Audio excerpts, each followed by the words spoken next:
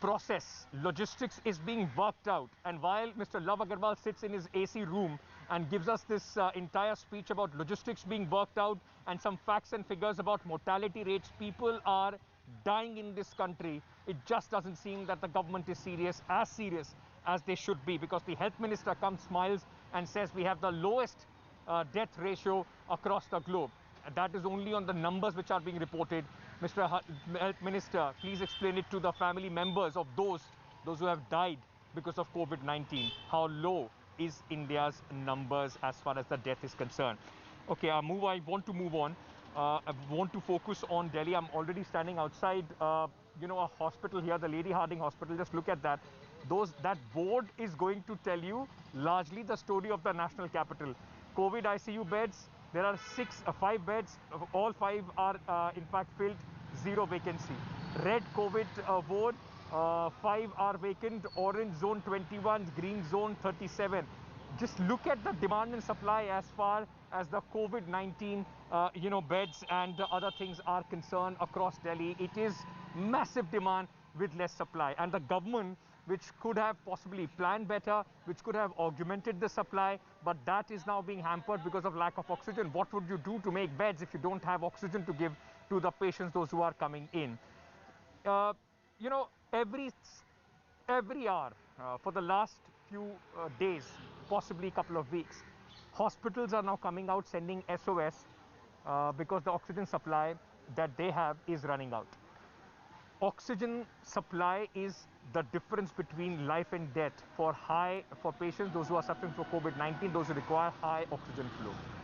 Small hospitals are majorly hit because they don't have the kind of supplies that major hospitals do have. They're dependent on cylinders, and even their cylinders are not being filled.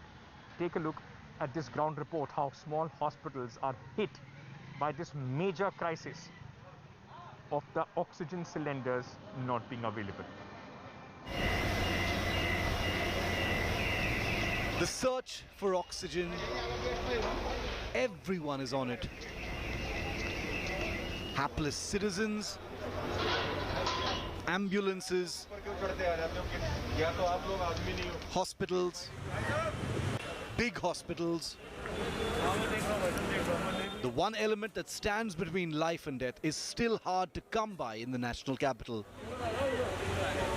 Among the hardest hit are small nursing homes that don't have oxygen plants or liquid oxygen. They're dependent on cylinder oxygen supply. We have 1 ventilator, but however we are not able to give the ventilator to the patient for the only reason that the oxygen supply is very scarce. So all the time the ventilator is in use and it's not free, but the oxygen supply is, I think, is the major the challenge that we are facing. While doctors should be focusing on saving their patients, hospital owners are struggling and spending most of their time trying to procure this oxygen. India Today visited a refilling station for a reality check. People and their misery is just compounded by the fact that hours and hours, sometimes more than 24-hour-long wait, results to nothing. They are told at the gate of this agency that oxygen is finished, and then they will have to once again try somewhere else. Desperate people only asking questions, only asking for help. Where do we go if the government is not giving us beds in the hospital? Why are they also taking away the chance by not filling up these cylinders? Throughout our wait, the driver was getting calls from hospital desperate for supplies. Vijay is not alone. There are many in the queue. Sir मैं कल 11 बजे से खड़ा हुआ हूँ, ना कोई number बताता है, ना कुछ करता है. अगर जाओ तो कह रहे हैं बैरियर से बाहर जाओ. ना नंबर का हमें पता चल रहा, कौन सा नंबर है, कौन सा नंबर नहीं है. हॉस्पिटल से बिल्कुल कंटिन्यू फ़ोन आ रहे हैं, ऑक्सीजन का क्या हुआ, क्या रिस्पॉन्स है, सब पूछे जा रहे हैं. वो पूरे स्टाफ का फ़ोन आ रहे हैं, सर के फ़ोन आ रहे हैं कि क्या हुआ, ऑक्सीजन लेके आओ, फटाफट करो, जो भी करना है जल्दी करो. सब कुछ पूछे जा रहे हैं. And the wait is long and painful too, when you know many people's lives hinge on when you will be able to deliver. Luck finally smiles on Vijay. His rickety ambulance has got the call to refill oxygen. In a few hours, Vijay will be back at the hospital supply restored for the day. But Vijay doesn't know if it will be as good as tomorrow. With Ankit Tyagi in Delhi, Bureau Report, India Today. So, we've seen how people are in absolute desperate stage, waiting for hours and hours to get some oxygen supply. But what is the life behind those doors? People, those who are working inside these refilling stations, they also know that every time they fill a cylinder, that is hope for somebody, and every time they deny someone a cylinder, that possibly can mean death. My colleague Aishwarya went inside a filling station to see how the workers inside are coping up with this extreme pressure that they find themselves in.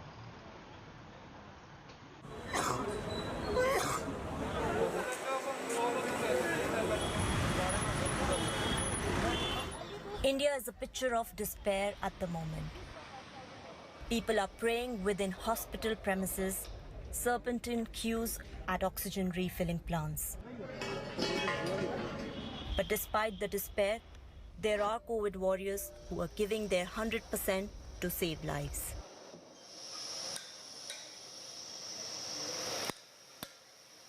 For 51-year-old Khushiram, there is no distinction between night and day for the last 10 days.